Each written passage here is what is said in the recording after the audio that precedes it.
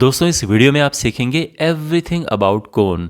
तो अगर आप क्लास 9th या क्लास 10th के स्टूडेंट हैं तो ये वीडियो आपके लिए बहुत यूज़फुल है बिकॉज आपके सिलेबस में ये टॉपिक है और एग्ज़ाम में इससे क्वेश्चंस पूछे जाते हैं 5 मार्क्स में भी 3 मार्क्स में भी इस तरह से। तो शुरू करते हैं। ऑलराइट, अपने सामने आप ये देख सकते हैं ये कोन है। कोन की इस तरह की शेप होती है। अगर आप फोकस करें इसके बेस पे, या बेस देख रहे हैं ना, तो इसका बेस होता है सर्कुलर, यानी ये बेस है। अगर आप इसे नीचे से देखेंगे बेस को तो ये एक सर्कल की शेप का होता है। तो सर्कल जैसे होता है कि सर्कल में एक रेडियस होती है, इसी तरह से इसके बेस में भी एक रेडियस होती है। फिर दूसरी चीज़ है इसमें हाइट। तो ये कोन का वर्टेक्स होता है और ये है कोन की हाइट h। तो ये दो चीज़ें मेन अभी हैं इसमें, कोन का रेडियस, कोन के बेस का रेडियस और कोन की हाइट। अब एक और तीसरी चीज़ इसमें है और वो है तिरछी वाली हाइट। आप देख रहे हैं ना, ये तिरछी वाली हाइट, स्लैंट हाइट हम इसे कहते हैं। तो ये L है, दैट इज स्लैंट हाइट। अगर आपको ये तीनों चीज़ें पता है तो आप सभी कुछ फाइंड कर सकते हैं कोन का। आप उसका सरफेस एरिया फाइंड कर सकते हैं, वॉल्यूम फाइंड कर सकते हैं। सरफेस एरिया फाइंड करने के लिए हमारे पास हमें L एंड R चाहिए होता है, वॉल्यूम फाइंड करने के लिए हमें H एंड R चाहिए होता है। तो ये इसलिए ये सब हमें पता होना चाहिए। अब कभी कभार क्या होता है कि देखो हमारे पास H और R तो है, ज़रूरत हमें L की है, तो क्या करें इसके लिए? तो इनमें एक रिलेशन होता है। कैसे? देखो, अगर आप इस ट्रायंगल पे फोकस करें, ये सेंटर को O नाम दे देते हैं और ये हो गया, ये A है, ये B है। तो अगर आप फोकस करें ट्रायंगल AOB में, तो इसमें एक 90 डिग्री एंगल है ये, और यहाँ पे हम पाइथागोरस थ्योरम आराम से लगा सकते हैं। तो ये हो जाता है L² is equal to H² plus R²। ये रिलेशन है, आपको ध्यान में रखना है। तो अगर H एंड R दिए हों, आपको L फाइंड करना हो, ये फॉर्मूला अप्लाई करो। कभी कभार ये होता है कि आपके पास L है, R है, पर आपको चाहिए इसका वॉल्यूम फाइंड करना है, इसके लिए H की ज़रूरत पड़ती है। देखो ये सभी अभी मैं आपको बताऊंगा, ठीक है, सारी चीज़ें। तो अगर हमें H की ज़रूरत है, L और R दिए हैं, अगेन इसकी हेल्प से हम फाइंड कर लेते हैं। तो ये फॉर्मूला इट्स वेरी इंपॉर्टेंट, और ये केवल किस काम के लिए है अभी, कि आपके पास कोई दो चीज़ें हैं और तीसरी चीज़ आपको फाइंड करनी हो, यानी H है, L है और आपको R फाइंड करना है, तो चलो इसी का यूज़ करते हैं। तो ये यहाँ पे इसीलिए यूज़फुल है। अगर आपको L निकालना है तो आप इसको इस तरह से भी लिख सकते हैं, बट मेरा रिकमेंडेशन है कि आप इसको इस तरह से याद रखो, तीनों चीज़ें निकालने में आसानी रहेगी। ऑलराइट, तो पहली चीज़ तो ये हो गई।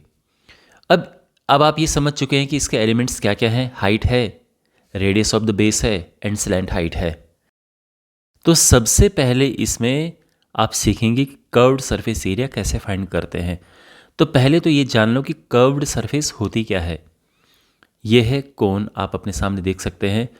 तो कोन में जो ये वाली सरफेस है, यानी ये वाली सरफेस जो मुड़ी वाली सरफेस है ना, तो जैसे आपने हैप्पी बर्थडे कैप देखी होगी इस तरह की, तो जिस जिस पार्ट में मटेरियल लगा है, कागज़ लगा है, देखो ये नीचे से खुला है ना, कैप नीचे से खुली होती है, तो उसमें हमें केवल कर्व्ड सरफेस एरिया फाइंड करना पड़ता है।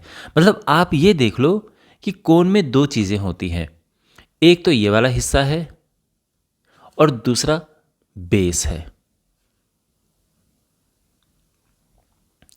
ये वाला जो हिस्सा है जिसकी मैं बात कर रहा हूं, ये है curved surface. Curved surface, curved मतलब मुड़ी हुई सरफेस। तो ये है, कोन के दो हिस्से हैं, है ना, कर्व्ड सरफेस और ये बेस। कर्व्ड सरफेस आप ये समझ सकते हैं इधर वाला है, तो जैसे जोकर की कैप होती है या आइसक्रीम का कोन होता है, तो आइसक्रीम का कोन भी इसी तरह से होता है ना, नीचे यहाँ से खुला होता है, इसमें यहाँ से इसको उल्टा कर दो तो इसमें फिर हम आइसक्रीम भरते हैं। तो ये वाला जो हिस्सा है ये अगेन क्या है, कर्व्ड सरफेस है। तो कर्व्ड सरफेस एरिया भी हमें कभी कभार फाइंड करना पड़ जाता है। फॉर एग्जांपल, अगर ये पूछा हो कि जोकर की कैप बनाने के लिए कितने कपड़े की आवश्यकता होगी, या कितने जो जिस चीज़ की भी कैप बनी है मटेरियल की किसकी रिक्वायरमेंट होगी, तो हमें क्या फाइंड करना पड़ता है, कर्व्ड सरफेस फाइंड करना पड़ता है। कभी कभार एक टेंट है, जैसे टेंट बनता है ना रहने के लिए, तो मान लो कि नीचे कुछ बिछा नहीं रखा है, बस टेंट कोन की शेप का टेंट है, तो उस केस में क्या है कि इस तरह का एक टेंट बन जाता है। अब उस टेंट में कितने कपड़े की ज़रूरत पड़ेगी, ध्यान रखना नीचे कुछ बिछा नहीं रखा है, केवल कपड़ा कहाँ कहाँ लगा है, जो ये ऊपर से ढका हुआ है ना। यहाँ पे नीचे लोग बैठे, यहाँ पे ये नीचे लोग ये बैठे हुए हैं, कोई यहाँ पर ये बैठे हुए हैं और इनके ऊपर एक टेंट लगा हुआ है। तो इसमें कितने कपड़े की आवश्यकता होगी, कितने कैनवस की आवश्यकता होगी, इसके लिए भी हमें कर्व्ड सरफेस चाहिए होती है, कर्व्ड सरफेस एरिया चाहिए होता है। तो ये इसलिए इंपॉर्टेंट है। और कर्व्ड सरफेस एरिया कोन का होता है सिंपली पाई आर एल। तो मैं लिख देता हूँ यहाँ पे कि curved surface area of a cone is pi R L. और आपको पता है कि आर क्या है, एल क्या है। R radius of the base and L है slant height. Got it? Okay. और अब है total surface area of the cone. जब टोटल सरफेस एरिया की बात आती है तो इसमें क्या क्या है, तो इसमें कर्व्ड सरफेस एरिया तो होता ही होता है, लेकिन साथ में एरिया ऑफ द बेस भी आ जाता है। तो मान लो कि आपने टेंट ऐसे बनाना है कि ऊपर कपड़ा है लेकिन नीचे बिछाने के लिए भी कपड़ा रख दिया है। तो अब अगर आपको टोटल कपड़े का एरिया फाइंड करना है तो आप किस किस का करोगे, आप एक जो ऊपर से ये आ रखा है ना, जो टेंट ऊपर से है, एक तो ये, और नीचे जो बेस बना हुआ है ये, यहां भी कपड़ा बिछा रखा है, तो इसका भी एरिया फाइंड करके दोनों को प्लस कर देंगे। तो इसका कर्व्ड सरफेस एरिया क्या है, तो मैं इसको इस तरह से लिख देता हूं कि total surface area is equal to curved surface area which is pi R L plus area of the base which is pi R square, है ना। देखो ये तो आप जानते हैं कर्व्ड सरफेस एरिया क्या है। अब बेस ये देखो, आप बेस एक सर्कल बना रहा है ना नीचे से, ये देखो बेस, तो एक सर्कल का एरिया क्या होता है, पाई आर स्क्वायर होता है, इसलिए ये बना। और ये इसका फॉर्मूला है, आप चाहो तो इसको इस तरह से भी लिख सकते हो कि total surface area is equal to pi R, यहाँ से कॉमन ले लो, अंदर बचेगा L plus R. Got it? Okay. और अब इसमें है final thing, that is volume. देखो कोन का वॉल्यूम, पहले तो मैं सिंपली फॉर्मूला बता देता हूं, और वो है, देखो अगर आपको सिलेंडर का फॉर्मूला पता है, सिलेंडर का वॉल्यूम होता है पाई आर स्क्वायर एच, इसमें 1/3 लगा दो, कोन का वॉल्यूम बन गया। ये कोन का वॉल्यूम है, ठीक है। अब वॉल्यूम कहाँ पे रिक्वायर्ड होता है, ये देखो, तो वॉल्यूम की जब हम बात करते हैं यानी पूरा भरा हुआ होना चाहिए, ये चीज़ अंदर से भरी है, जिस चीज़ से भी इसको भरेंगे उसका वो वॉल्यूम होगा।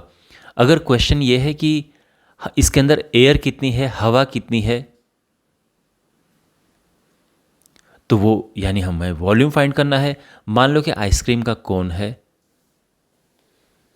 और इसमें इस लेवल तक आइसक्रीम भरी जाती है, ओनली मान लो कि केवल इस लेवल तक आइसक्रीम भरी जाती है, और ये पूछा जाता है कि इसमें कितनी आइसक्रीम है, तो हमें इसका वॉल्यूम फाइंड करना पड़ेगा।